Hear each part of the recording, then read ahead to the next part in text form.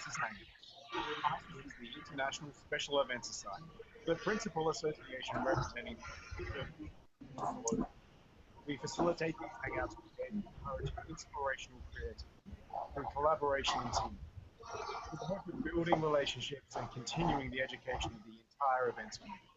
You can find the International Special Events Society at ISES.com.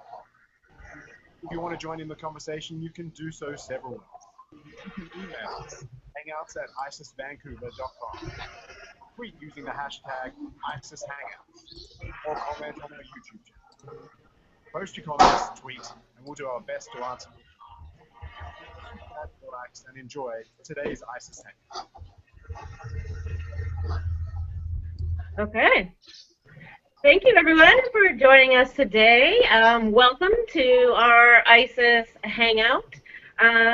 Today's topic, summer is coming, outdoor event planning. So welcome, and welcome to all our viewers. I'd like to start off by introducing who's on our panel. So, Lyle, can you just give us a quick little sentences about who you are and what you do? My name is Lyle Jordan. I run medics first aid services across Vancouver and Vancouver Island. We provide event medical for all the larger events throughout both the mainland and the island, as well as anything small. We also help consult in terms of what your safety needs might be for an outdoor event. Great. Welcome. And Lyle and I have worked together on a few things. And welcome, Heather, from Brand Live. If you want to give us a few sentences about who you are and what you guys do. Thanks, Heidi. Yes, I'm Heather Sharp, and I'm an event producer here at Brand Live Management Group. We present and produce curated events of all sorts, from small cocktail parties through to very large public events that happen primarily outside. Some that might be notable are the Squamish Valley Music Festival. I produce the Honda Celebration of Light Fireworks Festival here in Vancouver, as well as the Luxury and Supercar Weekend up at Van Dusen Gardens. We did Grey Cup last fall. All those sort of things, Canada Day, Canada Place. We have a lot of exposure to outdoor events for sure. Oh, yeah, yes, you do. Great. We're going to have some great examples from you on some of those big events. And I should introduce myself. So I am Heidi with HBL Events, and I'm a board director with ISES Vancouver. Normally, Anthony Vade leads our Hangouts, but he is swamped with some work, so he's asked me to step in today. Yeah, my company is HBL Events, and similar to Brand Live, we do lots of private parties, corporate parties, nonprofit fundraisers, indoors, outdoors. One of my newest events that I've just signed on to is the Victoria Dragon Boat Festival that'll happen in Victoria this summer. So this is a great timing for me to talk about outdoor planning because that's one of our biggest festivals in our city. So I'm very happy to be on this call and chatting with others who plan outdoor events. So great, let's start right in. Summer opens up, I think, a lot of new opportunities for event producers and planners where we can do some different things than we can do in the fall and winter. Golf tournaments, festivals, barbecues, concerts. So I guess just to open up our discussion, what are maybe the main things that make planning an event outdoors different than planning an event indoors? Maybe I know it's a very open start, but maybe I'll throw that to you, Heather, to start us off. Okay. Well, there's some obvious differences as far as logistics and that sort of idea. You're not dealing with a prepared space where you can rely and see it in advance and go look at it and manage that sort of idea. It really is something you, in a lot of cases, create from the ground up. Everything from your toilets and your staging and your tents and all that sort of thing, you pretty well with outdoor events have to create from scratch, which is certainly a logistical challenge. Of course, the other aspect here in Vancouver with any outdoor event is our sometimes invariable weather, and every event does have to include some sort of rain delay or rain contingency plan to allow for that. Doesn't matter what time of year. even in the heart of summer, you can have some rain. A little rain must fall. So certainly, those are the biggest challenges that I see, is that you do need to create all that infrastructure as opposed to doing a ballroom sort of event, and allow for that rain. Yeah, I agree. When we're planning indoors, yeah, our the facilities are already there. So starting to plan something outdoors, all that infrastructure needs to be built. Yeah, Lyle, how about from your end with first aid? When you walk on a big outdoor site, what are the main things you're concerned about that you need to inform planners and producers about? Well, a lot of the things that we really look towards is, possible medical escape routes. What we want to do to ensure that the public is going to be safe throughout the event, hazards that might occur. A good example is the event that you're going to be doing in the Inner Harbor with the Dragon Boat Festival. There's a lot of things that can go wrong, and the city has done a lot in recent years to change the format of it in terms of putting up the safety railings. But a good example is someone who fell into the water many, many years ago. I actually dived in after them. Really? But having rescuers on scene is really imperative. Having them strategically placed throughout the crowds, where your bulk people are going to be, where you can get emergency vehicles in and out. And we're not just speaking ambulances here. We're considering fire and police. We also need our safety teams, and that would include security personnel as well. And it's important to keep those aspects of it separated. A lot of people will look and go, hey, we can have security and first aid together. Well, that gets very complicated, and it can actually present safety hazards when you're dealing with patients. So we tend to push organizers towards really opening up the area that we can travel through and making escape routes possible. Also knowing ahead of time your expected numbers, what you're kind of looking at in terms of how many people are going to be there, how long is the event for. Rain delays are always really important for us to know, because we can add that into our operations. As well as just minor safety things that we might pick up on when we assess the site initially. Great. Lots of good info on that. When we're talking about traffic flow, I was just going to say, Lyle brings up some really excellent points about the lack of, not lack of control, but the variance that you get with an outdoor event. You're not necessarily dealing with 1,000 or 2,000 people in a controlled environment. Outside events often involve much larger groups in the thousands, and you don't necessarily have as much control over people attending because they're public. Certainly in the cases of like the Honda Celebration of Light, where we can get 400,000 people down to a beach on one night, there's just that much more, room for things to go wrong. So having those large groups and anything can happen when you get a large amount of people together. So having safety of all sorts, police, security, safety, medical security, and medical help, as well as fire is so important, because anything like that, when you deal with large groups of people, can become catastrophic very quickly. Definitely. How do we go about planning for that? What sort of risk management sessions do we do? Who do we speak to about that sort of stuff to help us organizers in that kind of planning?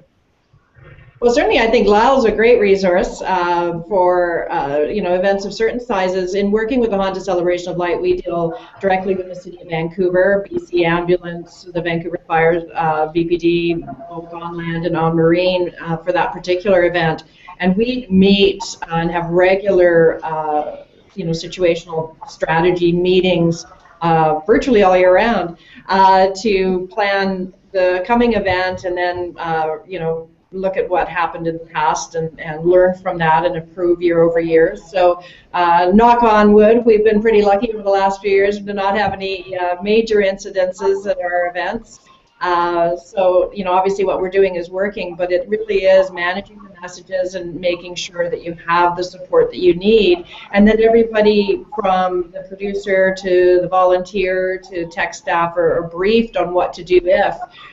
they see anything or come across anything or anything happens to them directly. So definitely lots of strategizing in advance for various situations, and also bringing on the people that can support you. To at least do an assessment, as Lau was saying, or certainly, people like St. John's Ambulance and those sort of people are very helpful in being part of a team, and they have a lot of experience on public events that they've worked and volunteered at. So they've got some great help for event producers of all sorts. Yeah, and Lyle, you have anything to add to that? I think the one thing that a lot of event organizers, especially I've seen it on the island, given the proximity of an ambulance station, we tend to see a lot of organizers say, well, we have an ambulance station 2 blocks away. They're really, really close. We don't need any first aid. Well, that's a really, really common misnomer that a lot of people have. And it turns out that, you'll have an injury and all of a sudden both ambulances at that station are gone, because they service 80,000 people in a district. So you have to really kind of be proactive about it. And I do, it's, you guys are right in saying that pre-planning, pre-staging, everything is really good. Working with a large number of people, example, Pride Festival in Victoria 10 years ago, McDonald Park, we had to move it to McDonald Park because overnight we got 40,000 people. Wow. And we expected to have 10,000 people. So, a situation like that, and also integration.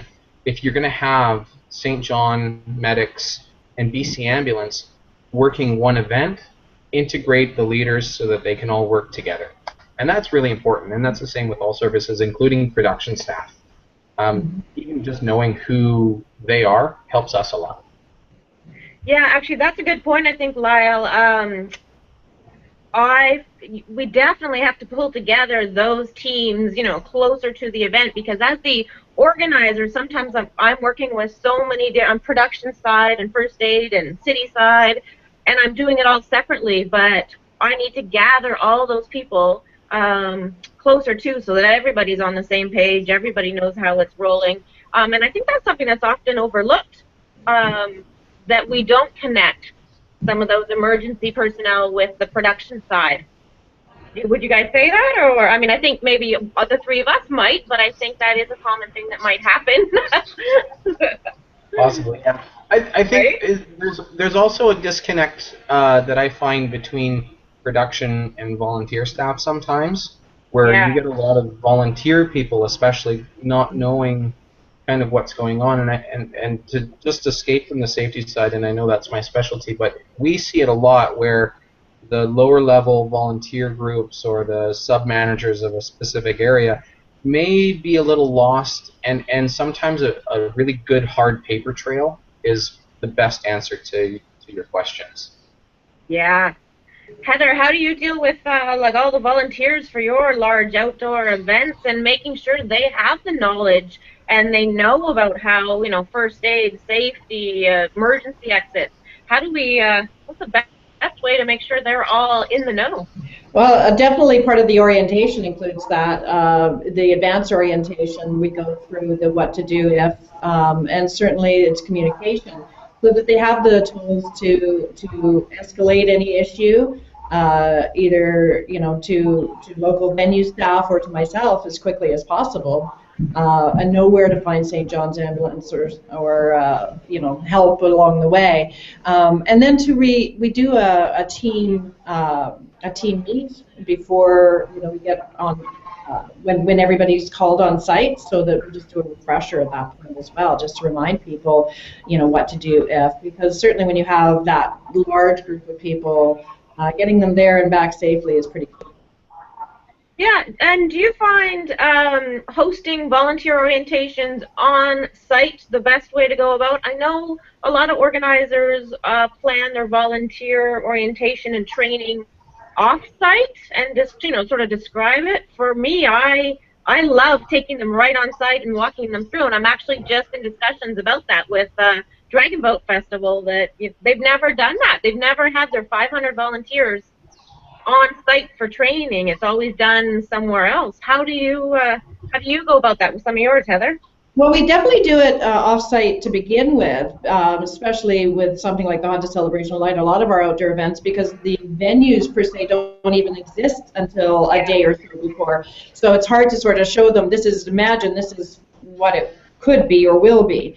So we definitely do an off-site orientation with lots of pictures and lots of explanations of what to expect. But when they have their volunteer check-in, they do get a brief reminder or a brief sort of just overview again, because there are invariably people that miss the orientation or various things like that they've forgotten, or it looks different in real life. So we do a bit of a combination of both, so that you know, the volunteer, we do it, a producer and volunteer coordinator do it as an early part, and then the volunteer coordinator does a reminder when they check in for their shift.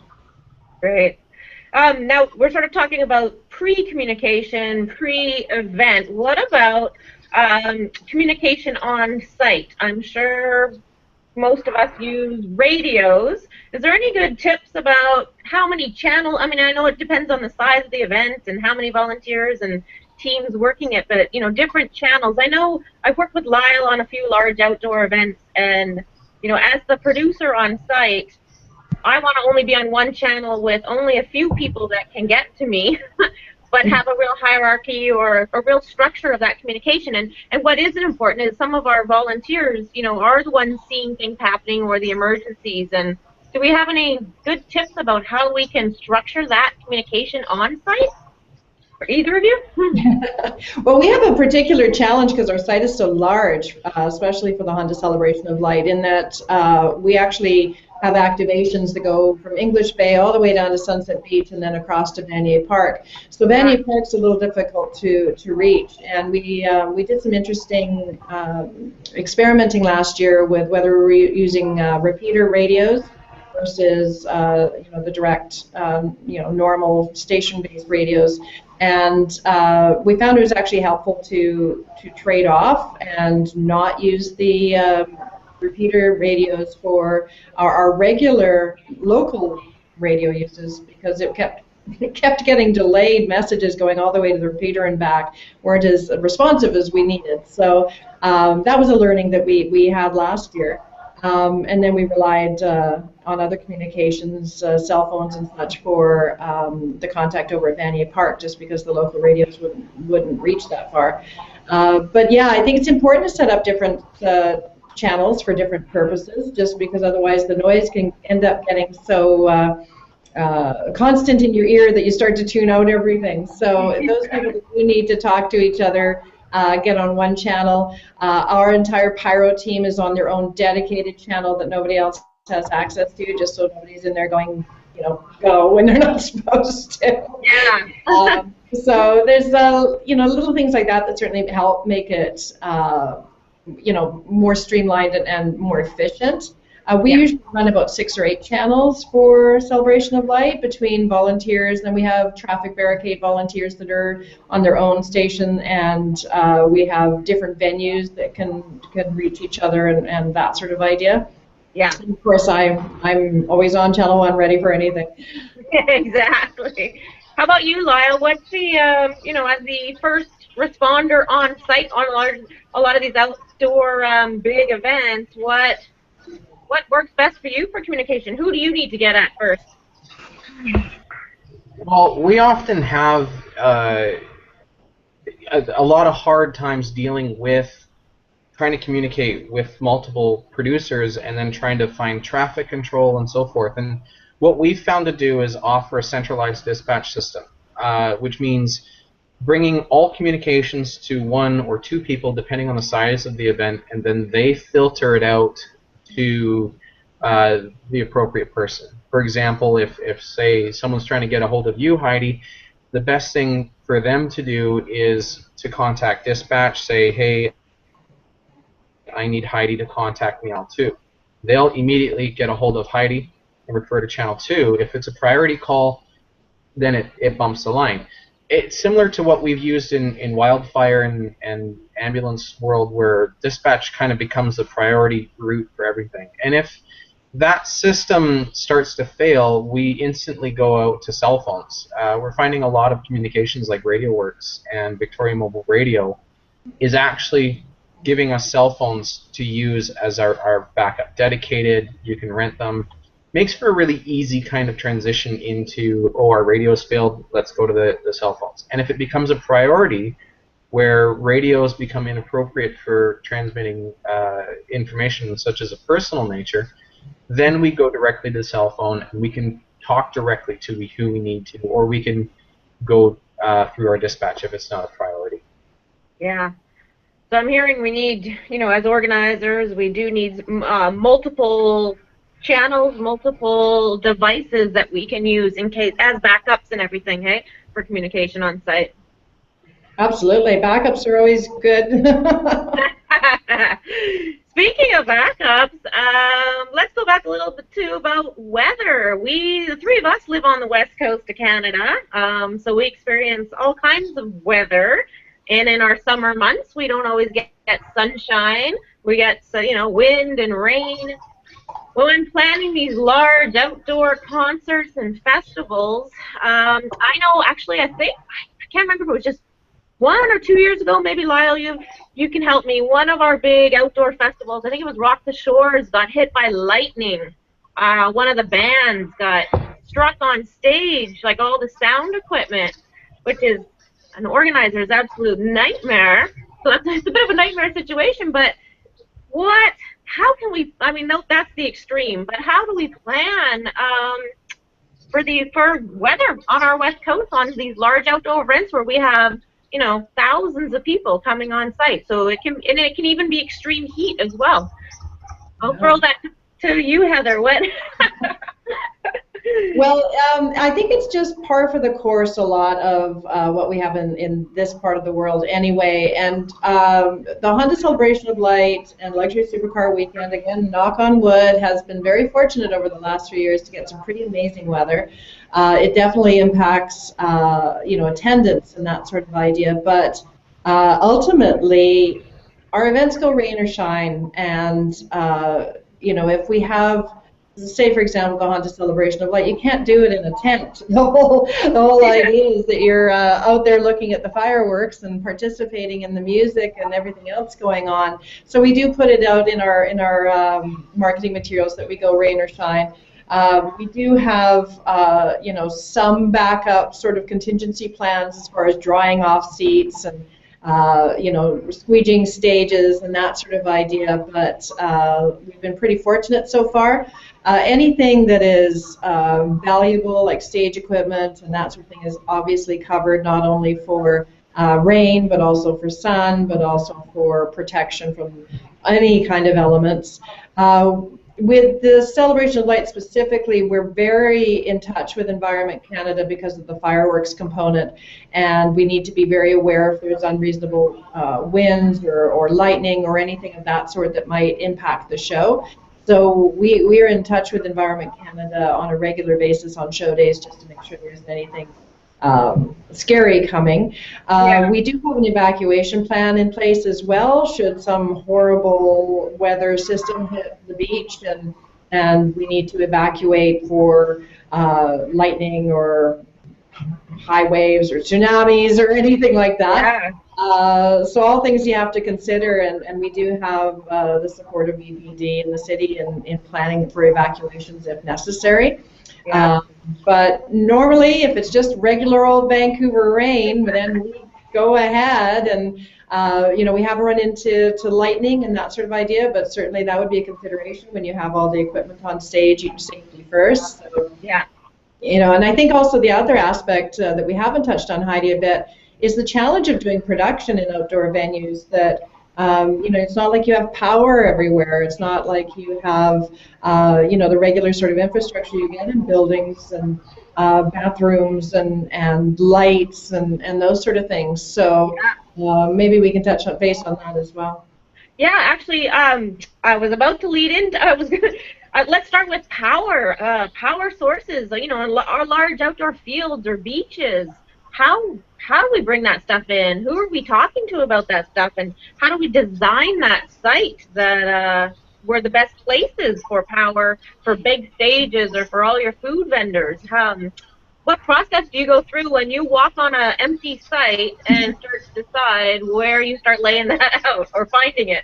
Well, it's definitely a challenge that involves, relying on the people that know electricity well. I don't, profess to be a power master, but one of the things I have learned is never rely on a plug to work. And a lot of parks and areas that we go and we visit, you go, oh, there's power. I see it right there, and it's not using a plug, but not power. So. Right. Don't rely on what you might see is working, and especially when you're dealing with municipalities and parks departments, sometimes these things have been, disconnected for whatever reason or not serviced or they're not working. And you do need to work with your liaisons to actually find out, what is working.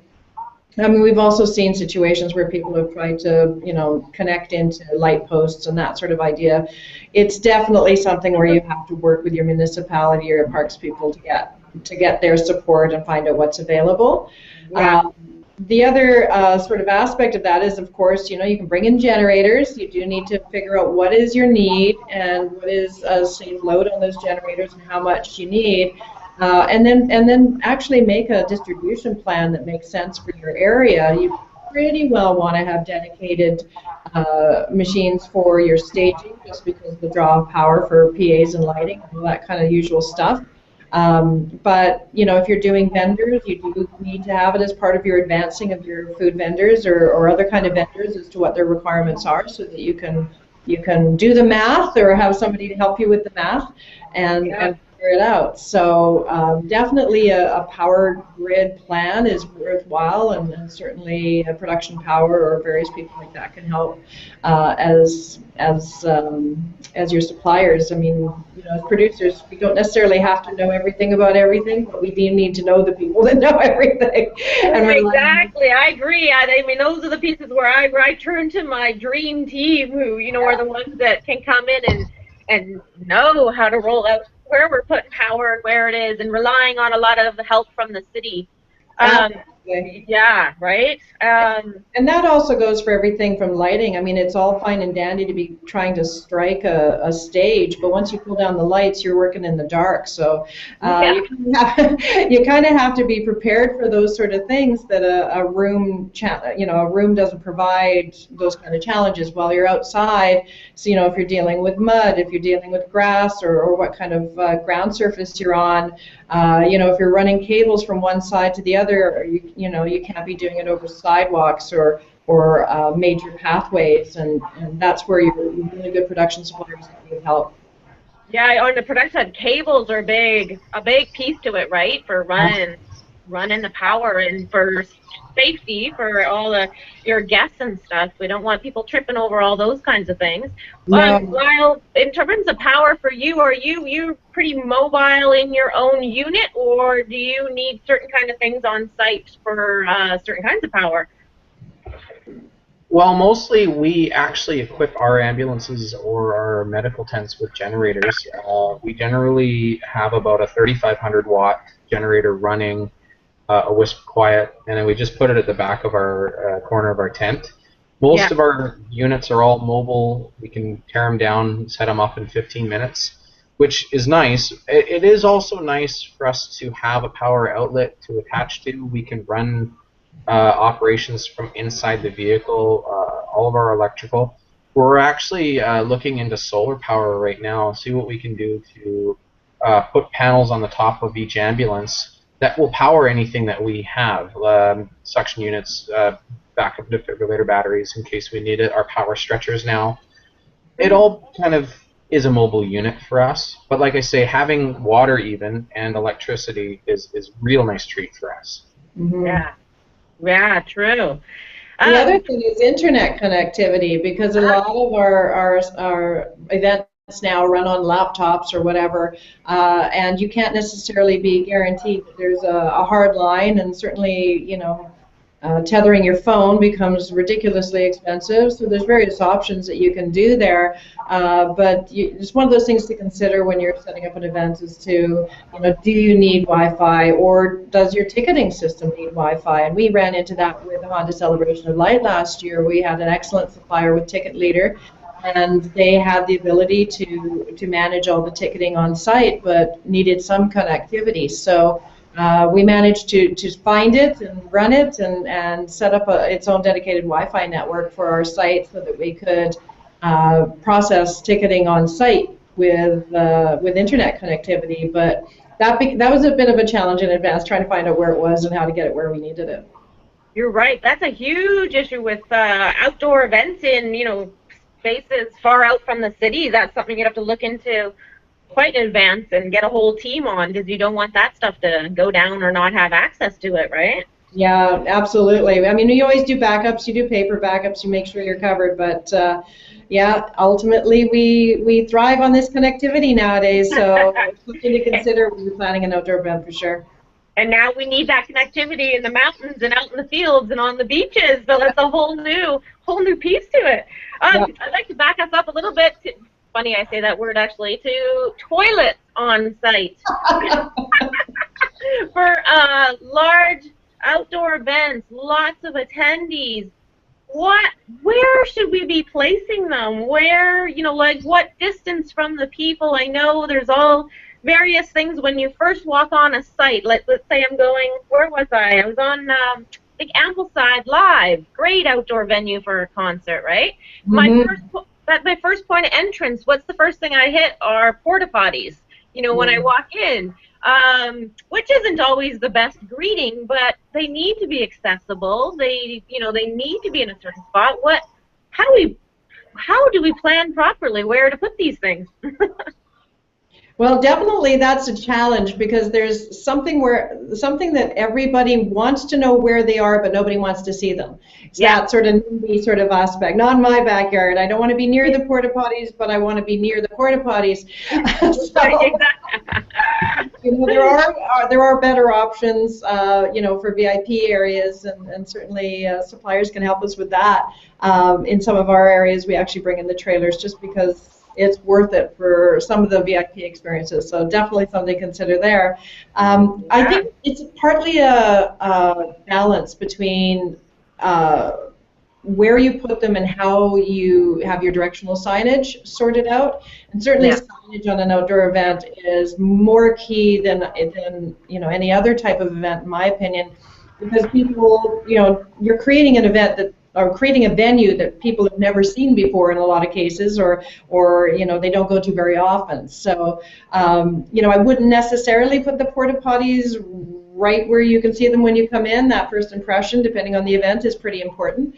But often a lot of people want to stop at the porta potty on their way out, and if you don't provide them that service, then you'll find them taking advantage of back alleys or something of that sort. That's right. Never good for your reputation as an event. So there's definitely the aspect of balance. So you need to have them obviously where they're needed, and if you have a food court or a food service area, then to have them have some anyway located there. If you have a large drawing place where there'll be a lot of people, certainly you want to have something near there. But like I say, I think the signage is really what's important, so that pretty well anytime people can turn around and get direction as to what they're needing. It's very much the hierarchy of needs that we work with as event planners, right? It's the first, you've got to know that you're comfortable, you're safe and you're comfortable in the environment that's been created for you. So you want to feel that the people around you and the environment and your seat. I mean, we all are like that, whether we're planning a trip to a hotel or tickets to a show or whatever. We want to go in, we want to find our seat. We want to know we've got our safe home base. And then we want to know, okay, we're safe, we've got our seat, we know where we're going, where's water, where's the bathroom, where's food, where are the things that will sustain me? And Yeah. so, you know, when somebody comes into a space and they go, oh, this is nice, this feels good, I know where my seat is, okay, where's the bathroom, where can I get a drink, you know, whatever the next experience is. And once they know that they're comfortable and taken care of, then they can actually relax and enjoy, you know, whatever you're presenting, whether that's a dragon boat race or fireworks or musical performance. So you've got to make sure that the needs are taken care of. And if they don't see a porta potty, I know one, I'll sit there going, I wonder where the potty, what if I have to go to the potty? I wonder if it's long line, you know. It's a panic, yeah. Right? And you don't relax and you can't enjoy. So definitely, you know, if you're not going to put the facilities right where people can see them, make sure you have really big signs that show them where they are. I think that's all great points, and you're right. Signage is key. This is a crucial piece to outdoor event planning. I notice a lot of events are going to, you know, an app. A lot of people are, you know, have their phones, so the app has your program guide, all your information on it. If we're starting to go more towards that, how much? I think we still need the directional signage on site. Maybe not so much the, you know, programming and other things, but what are your feelings like?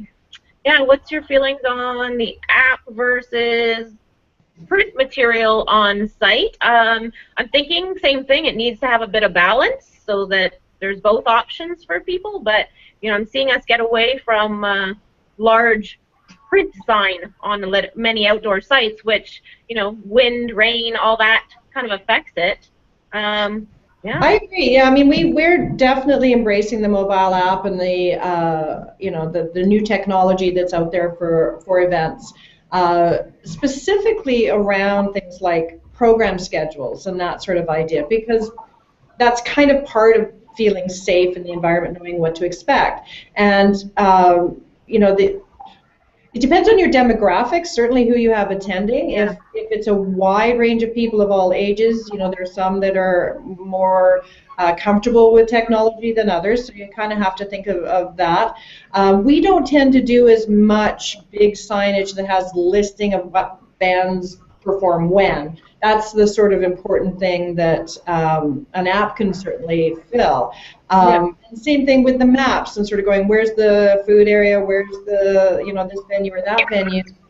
Certainly, you know, we can do that. One thing I definitely stay away from now with outdoor events is any sort of paper version or handout or that sort of thing. They end up just being, you know, bad for the environment and garbage and everywhere. So you know, certainly if you have an information tent, you can have, you know, a large format version that's there for people to look at if necessary. But there is definitely a need for signage for people.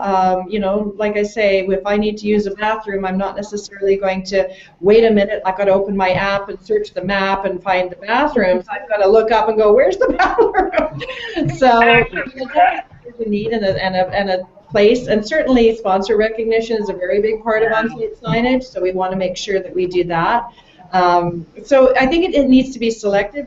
Events can certainly get noisy if there's so much signage and so much overwhelming information being given to people, then you know, it all gets lost. So be selective, be clear and bright. Make sure you're aware of your color choices and style choices in relation to your event. If you're sitting in a big green field, a green sign may not help you find the bathroom. Yeah, good tip. And icons are very useful. People have become so comfortable with icons. Less text and more images certainly help direct. Yeah. Certainly finding that's going well for us. But the mobile app is definitely a big part of it. People want to enjoy the experience both before and after. So, I mean, when you buy tickets to go on a vacation, I always say half the value is, you know, after you bought your tickets, the anticipation, looking forward, checking out the, you know, the city you're going to, or what attractions there might be, and that sort of thing. So, planning the trip in advance is a very important part for that mobile apps help serve, and people can sort of go, oh, okay, I'm going to go see this band on this stage, and then I'm going to go over here and see that band on that stage, and then I'm going to meet my friends for lunch because there's this break here, and they can, you know, they can plan their day and get value-added experience from it, as well as it being an option for promoting your sponsors and that sort of thing. Great info. Yeah, I agree with all of that. Lyle, for you, when you're on site, how do you like to be identified? How do you want people to know where you are? And yeah, because they, the few times I've had you on site, Lyle, there's a few people that are, bee stings or I can't remember some of the stuff that needed to find you really quick. That's signage again is a really good thing, and having it in key points throughout the grounds are really good. One thing that we do, and I think a lot of people now are doing it in the first aid world, is that we'll have a 10 by 10. We don't necessarily decal up the 10 by 10s because we go through them rather quickly. But we use 13 to 24 foot flags, and it's got the big medic sign on it, and people can see that from a mile away. Yeah. One of the things that we do differently is we send walkers out a lot. So we'll walk through a crowd and just kind of keep an eye on people, and that helps people identify us, and that increases their comfort level. An interesting side note to the whole porta potty discussion is placement for us is equally as important. We don't necessarily want to be in the middle of the crowd because it freaks people out seeing an ambulance post dead center near stage or something like that. But we do like being close enough to the crowd that we're not doing, the 500-meter sprint to a patient. The other interesting thing about signage is that a lot of times people will look at the sign and they'll see the written text, and it'll go in one side and out the other. And we tend to become kind of a tourist spot. People will come up to us, ask us a lot of directions. So sometimes it's handy to have signage right by us where it says, hey, washrooms are this way, the 2 stages are over here, and then have a listing. So we can kind of direct people to, okay, well, here's your information, and then they also become accustomed to where we are, and then they also know where another sign is. Also, having that media interconnectivity between your smartphone and yourself and the event has really actually increased our visualization across the field. Small events, big events, every sort of thing that we do, we end up having that kind of visualization. Great. Also great info. Geez, the three of us, I think, could sit and talk all day about this stuff, but we're starting to get near our end. I think the question I'd like to throw to both of you for our last quick discussion is, what makes up your dream outdoor event? What elements make an outdoor event the best thing ever? We've been talking about all the different things that can go good or bad, but Heather, what would be your dream outdoor event? And the elements that are in that. Well, I think outdoor events are very, sort of a very unique role for us, certainly on the West Coast and in Vancouver, because we are such an outdoorsy sort of community. We really do, value our environment. We're tending to be more, outdoors fit and athletic and biking and hiking and all that kind of stuff. That aspect of being able to put together a large group of community in an outdoor natural environment provides an opportunity that a lot of fixed venues don't provide. I mean, you're not going to have that kind of experience that you get at a big music festival or a dragon boat festival or something like the Honda Celebration of Light in a ballroom. It just doesn't exist. So the experience for the guest hearing, attending is definitely worthwhile.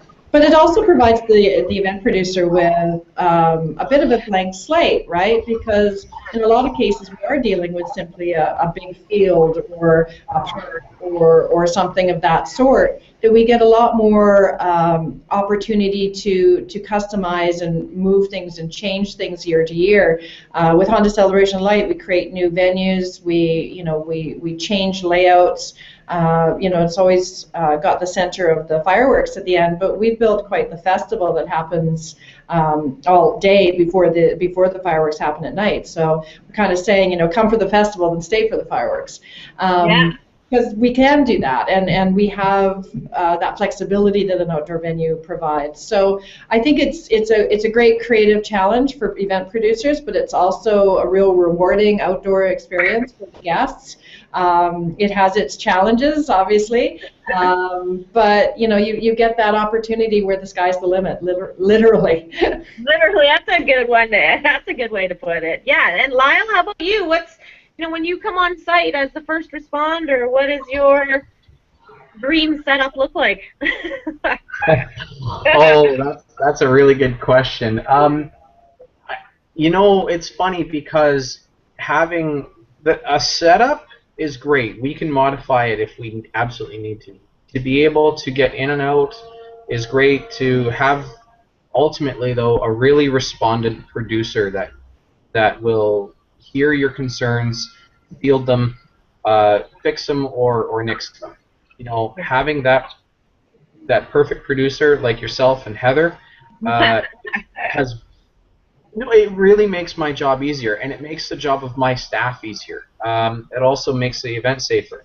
An interesting point is the lightning storm you mentioned earlier at Rock the Shores 2012. People to this day still talk about that event as one of the most epic events in Victoria's history. That was a tragically hit. They played through it. The lightning was almost in time with their music. People were panicked, but at the same time, they literally rocked the shores. And as we weren't involved in that event, but I do know the producers there instituted emergency escape protocols just in case, and it really flowed incredibly nice so that in case there was that emergency, nothing happened. Nothing bad would occur. So for me to come into a great event is to have a good production team that really hears you and really works with you to get the job done. Yeah, there you go. That's I agree. Open communication between you and the producers is definitely key. And I know I enjoy working with Lyle on lots of things. He's helped me, plan a lot of great outdoor events. So.